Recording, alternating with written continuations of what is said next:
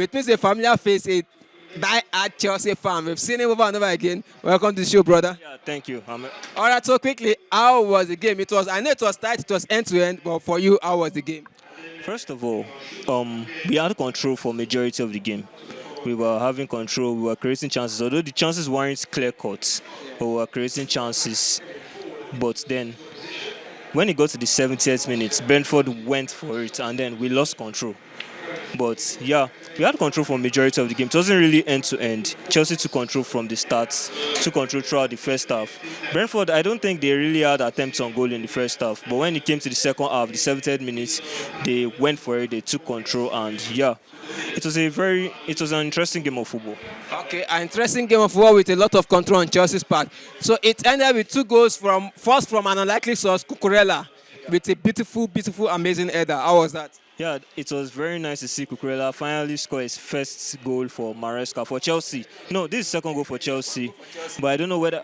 Yeah, first for Maresca. It was very nice. His display today merited that goal because he was a rock in defense, and he was always involved. And Maresca changed the gameplay today. So I think the gameplay change from Maresca made Cucurella get into that position and score. So, Of course, no sleeping.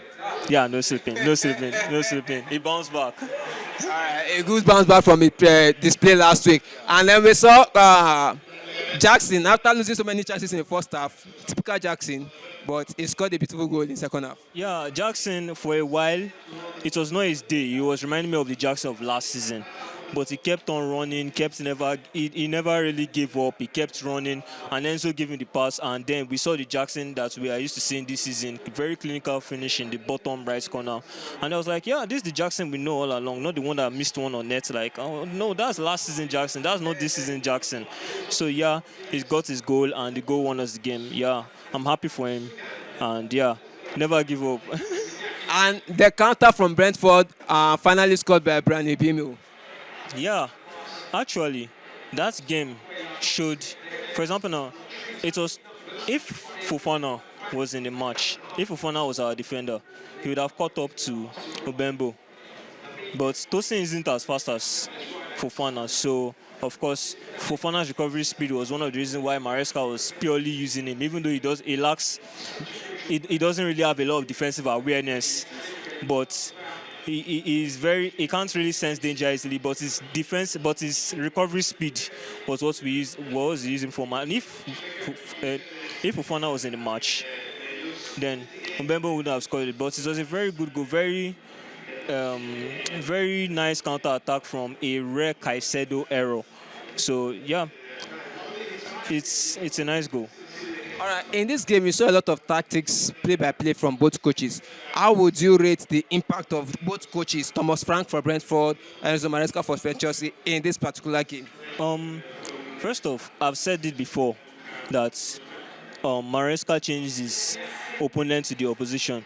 Today, we saw Chelsea cross more than usual, which paid off in a Cucurella goal. We are crossing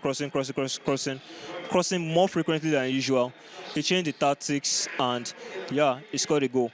Then, when it got to the 70th minute, Thomas Frank saw that he needed to go he needed to go at Chelsea, so he brought in 3 substitutes, and those 3 substitutes changed the game. And yeah, it was a nice tactical battle between the two teams, but well, Enzo Maresca, as he often has done this season, he has won the tactical battle against everybody. Even against Liverpool that we lost, he won the tactical battle because we dominated all the old stats, but we couldn't find the finish.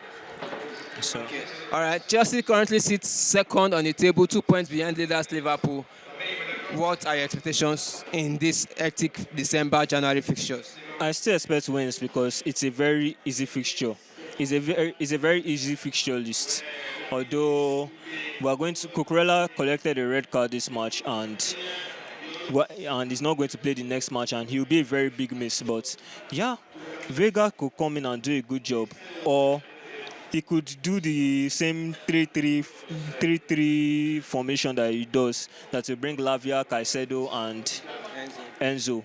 So Maresca is a very adaptable coach. He will adapt to the situation, and yeah, we have the squad depth, and Vega can do a good job. So I'm not really worried. Assuming we're playing a bigger team or a team that is more on form, like maybe like Nottingham Forest, I'll be afraid that, oh no, Cucurella isn't here. Like, what do we do? Who can? Because Cucurella plays like 4 positions a match. He plays left back, he plays left centre back, he plays midfield, and he also goes in and pushes the attack. So he's playing 4 positions at once. He's a very vital player. We miss him. We will miss him. He's a very good miss. He will be a very big miss for us. But yeah, we should adapt and we'll win. All right. Adaptability and squad depth is going to work for Chelsea in their favor. All right. Thanks, bro. Thanks for help, and have a lovely night. All right, yeah.